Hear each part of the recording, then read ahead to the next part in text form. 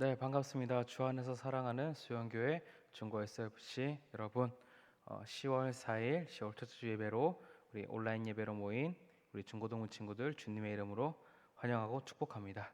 우리 사도신경으로 우리의 믿음을 다 함께 고백하도록 하겠습니다.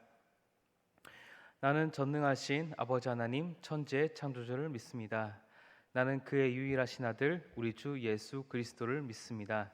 그는 성령으로 잉태되어 동정녀 마리아에게서 나시고 본디오 빌라도에게 고난을 받아 십자가에 못 박혀 죽으시고 장사된 지 사흘 만에 죽은 자 가운데서 다시 살아나셨으며 하늘에 오르시어 전능하신 아버지 하나님 우편에 앉아 계시다가 거기로부터 살아있는 자와 죽은 자를 심판하러 오십니다. 나는 성령을 믿으며 거룩한 공교회와 성도의 교제와 죄를 용서받는 것과 몸의 부활과 영생을 믿습니다. 아멘. 기도하겠습니다. 하늘에 계신 하나님 아버지 감사합니다. 명절 연휴를 잘 보내고 이렇게 주님 앞에 나와 우리가 예배하게 하심에 감사드립니다.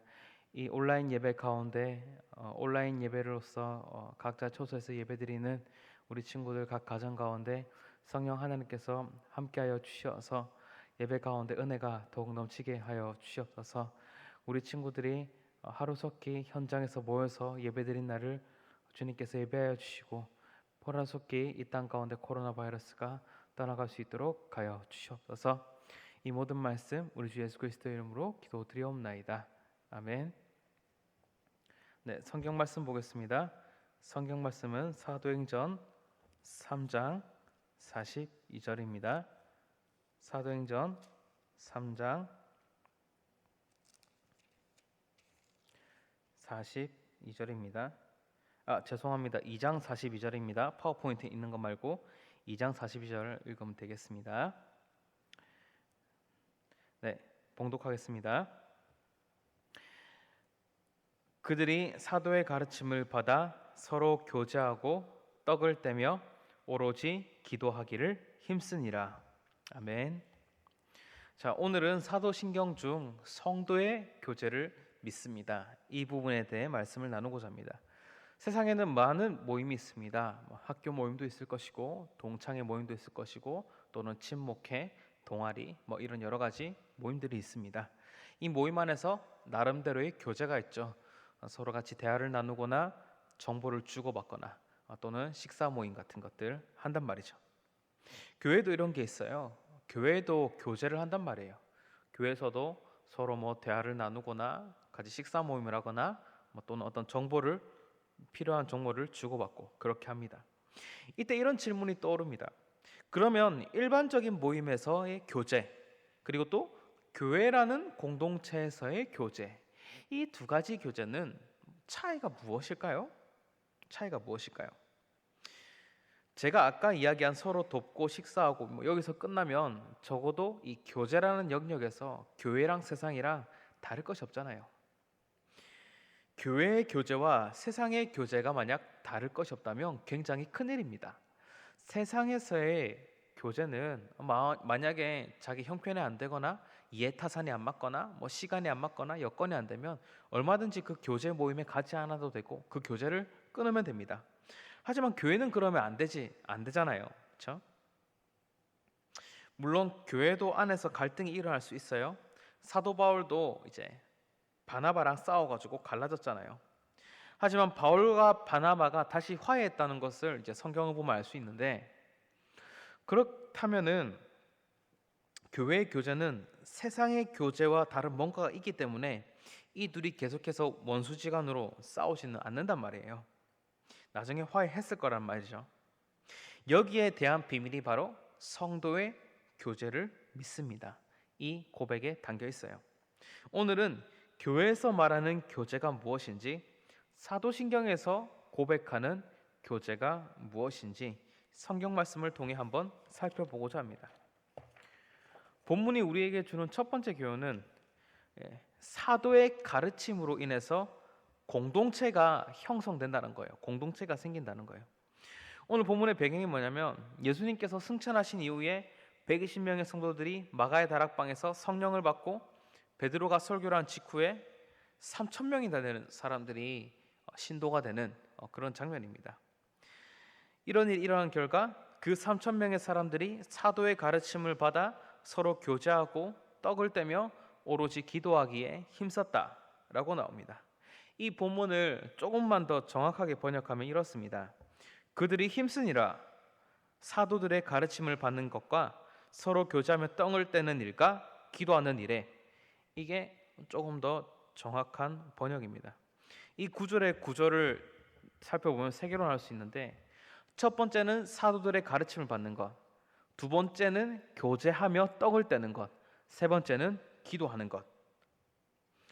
여기서 서로 교제하는 것하고 떡을 떼는 것하고 이제 헬라어 원문을 보면 두 개가 연결되어 있습니다. 그러니까 서로 교제하는 일이 구체적으로 드러난 행동이 바로 떡을 떼는 거라는 것이죠. 성찬이나 애찬이라고 할 수 있습니다. 여기 나열된 순서를 다시 한번 살펴봅시다. 떡을 떼며 교제하기 전에 뭘 받았다고 했습니까? 네, 사도들의 가르침을 받았다고 그렇게 말합니다. 사도들의 가르침을 받는 일이 제일 근본이고 우선이고, 그 다음이 떡을 떼며 교제하는 것입니다. 그 다음에 나온 것이 기도입니다.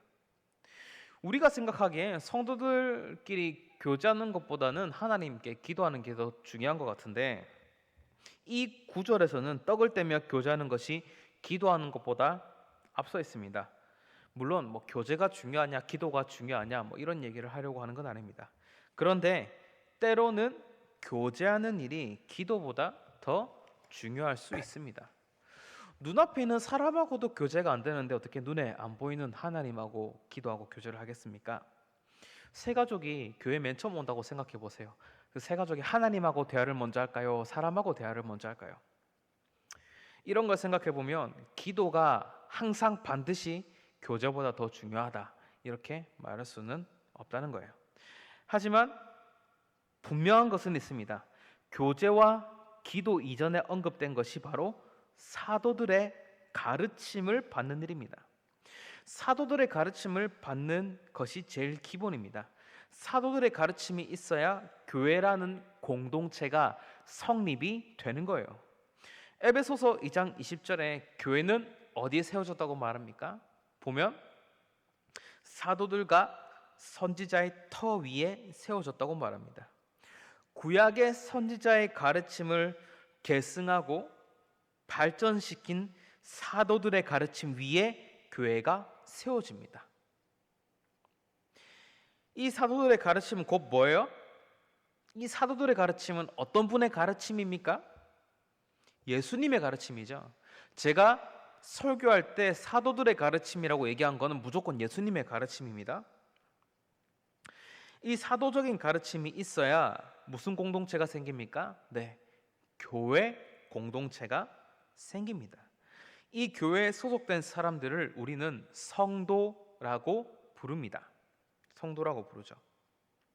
성도는 그냥 생기는 것이 아닙니다. 사도들의 가르침으로 생기고 사도의 가르침에 따라가는 것이 바로 성도입니다.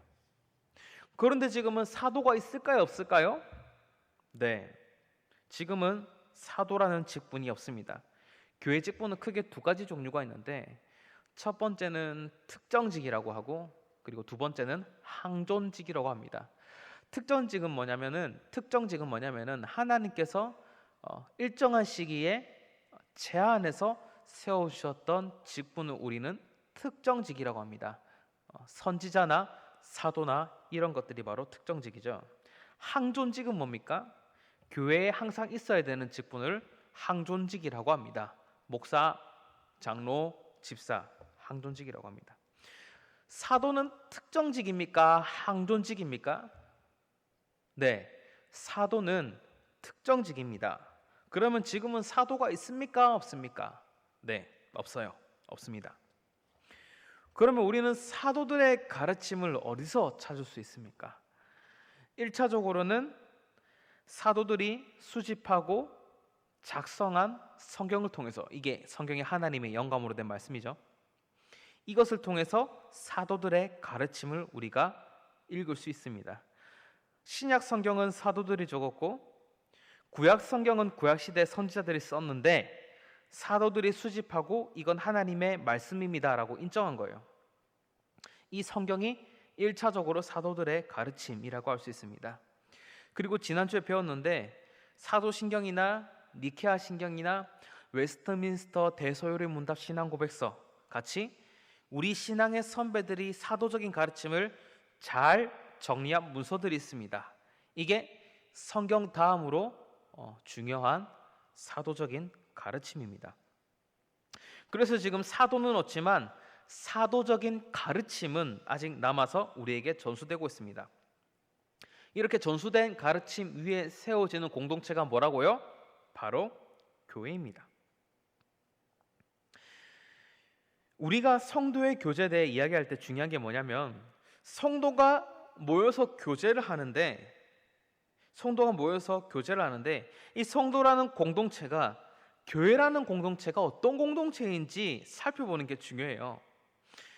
이게 성도라는 공동체가 모일 수 있는 근본적인 토대입니다. 우리가 이 사도적인 가르침, 성경의 가르침 이거 없이 성도의 교제를 말하는 건 별로 의미가 없습니다. 사도의 가르침을 빼고는 이 성도라는 게 성립이 안 되고 성도가 없으면 성도의 교제도 성립이 안 되는 거예요.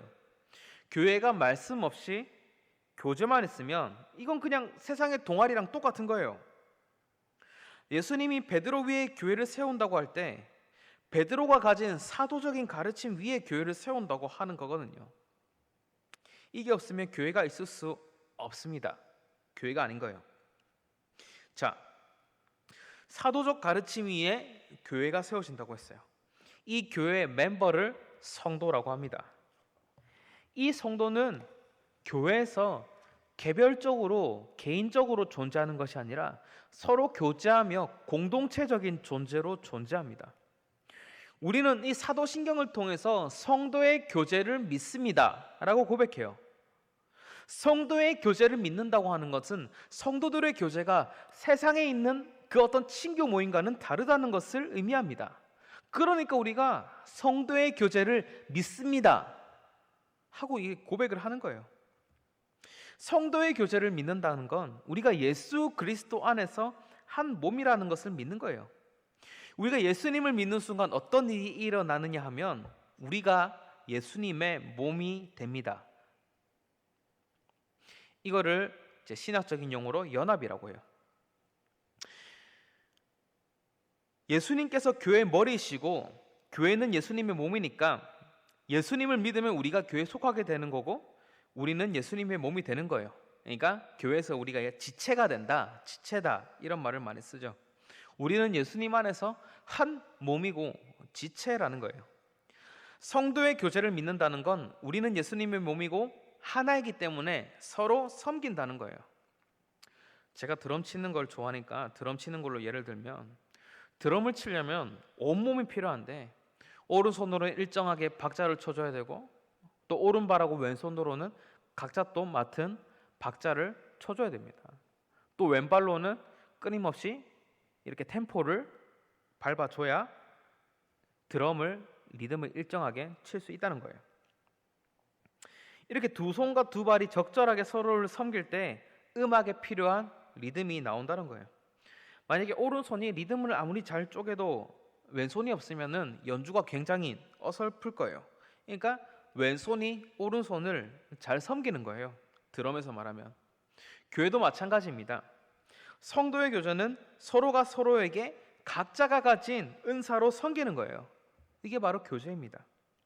은사는 하나님으로부터 오는 거니까 하나님께 받은 것으로 내 앞에 있는 지체를 섬기는 거예요.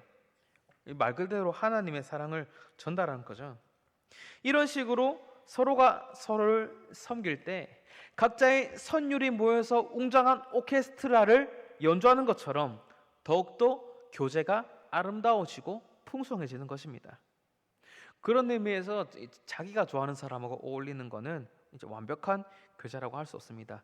교제라는 것은 내가 가진 것으로 채워줄 수 있는 사람, 그 사람하고 교제하는 게 완전한 교제입니다. 그런데 섬기는 것이 교제라고 하니까 여러분들이 생각하는 교제의 그림과는 약간 다르게 느껴질 수도 있을 것 같아요. 여러분들이 생각하는 교제는 서로 막 같이 식사하고 이야기하고 뭐 위로하고 이런 거잖아요. 그것도 교제 맞습니다. 그런데 모여서 서로 이야기 나누는 일이 서로를 향한 섬김이 되는 건지 그냥 재미로 끝나는지 이게 중요한 거예요.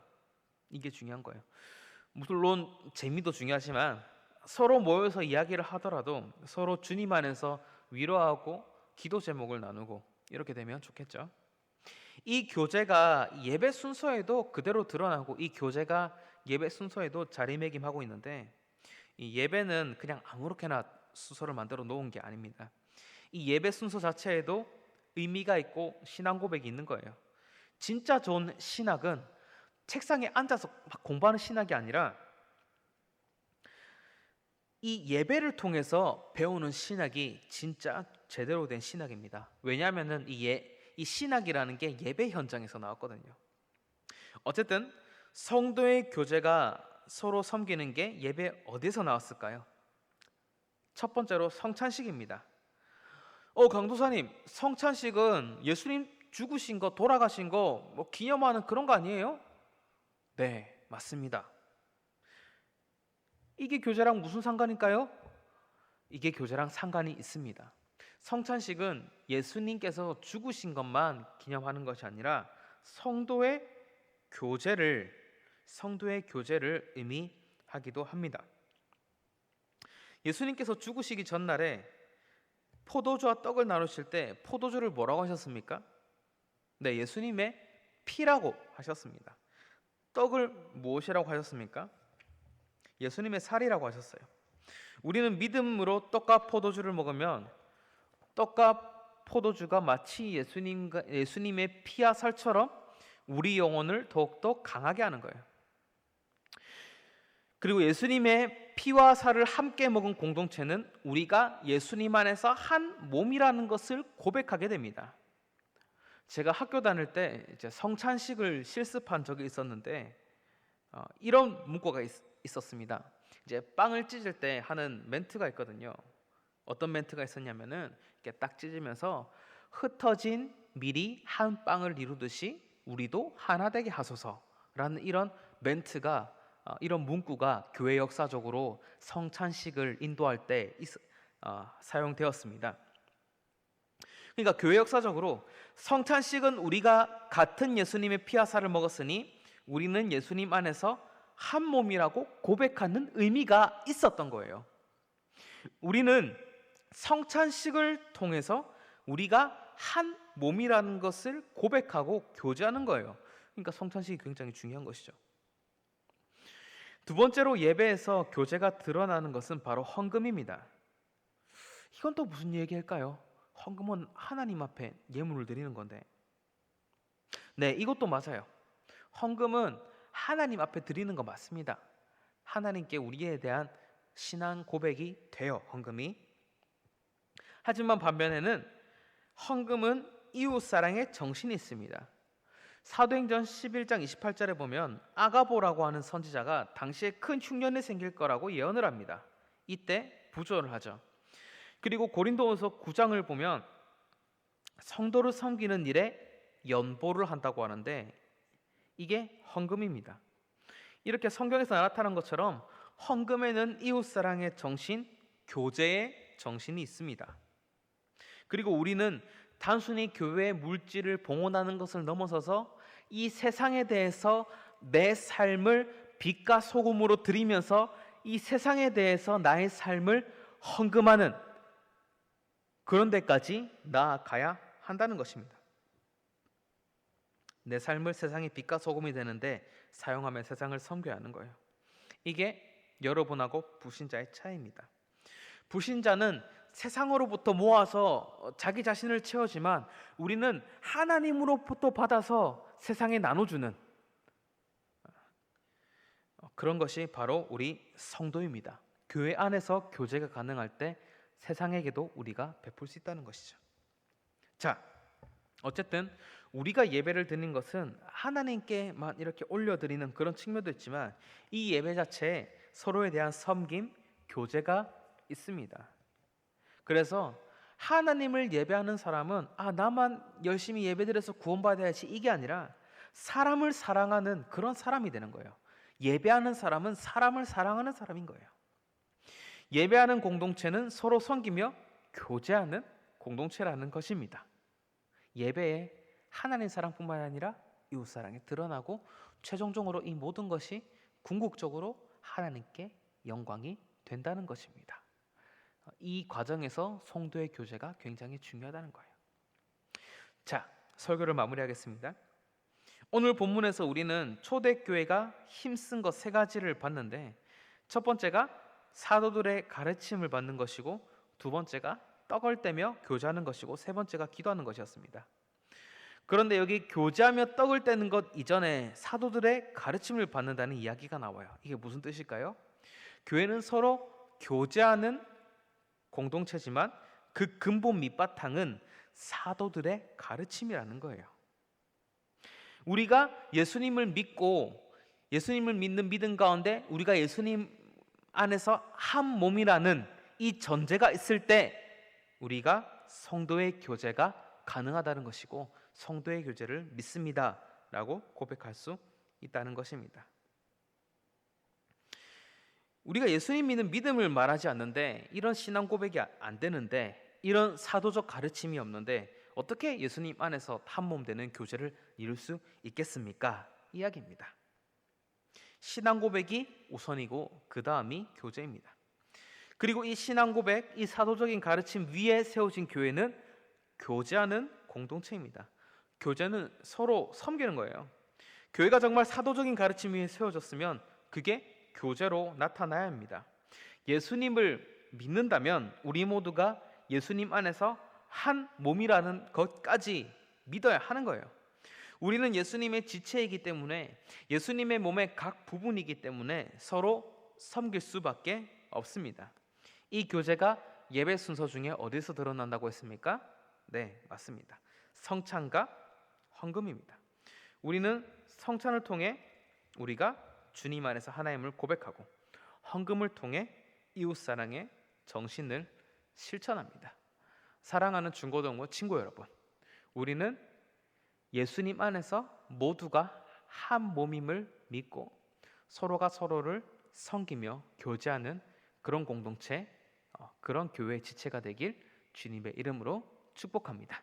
기도하겠습니다. 하늘에 계신 하나님 아버지, 우리를 예수 그리스도 안에서 한 몸이 되게 하시고, 우리가 예수님 안에서 한 몸이라는 이 진리 위에서 우리가 서로를 섬기게 하시니 감사합니다. 우리가 교제하게 하시니 감사합니다. 우리의 교제가 예수 그리스도의 몸을 더욱더 아름답게 가꿀 수 있도록 하여 주시옵고, 우리의 교제가 세상 바깥에까지 영향을 미쳐서 이 세상 가운데 아름다운 화합과 평강을 전달할 수 있도록 하여 주시옵소서. 우리의 교제가 우리의 재미 위에 서는 게 아니라 사도들이 남긴 사도적인 가르침 위에, 그리스도의 가르침 위에 우리의 교제가 성립된다는 것을 알게 하시고, 또 그리스도의 가르침을 우리가 받았다면 우리가 반드시 교제해야 한다는 것을 또한 알게 하여 주시옵고 실천하게 하여 주시옵소서. 이 모든 말씀 우리 주 예수 그리스도 이름으로 기도드리옵나이다. 아멘.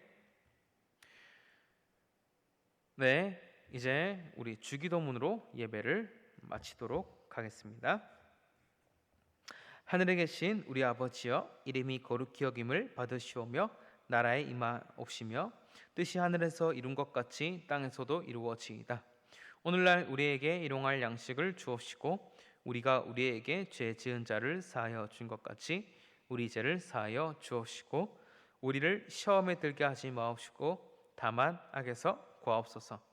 대개 나라와 권세와 영광이 아버지께 영원히 있사옵나이다. 아멘. 네, 광고 있겠습니다.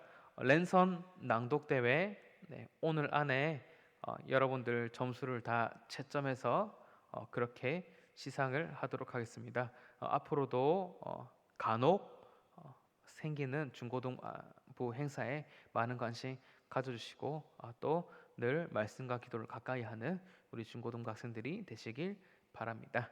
네, 수고하셨습니다.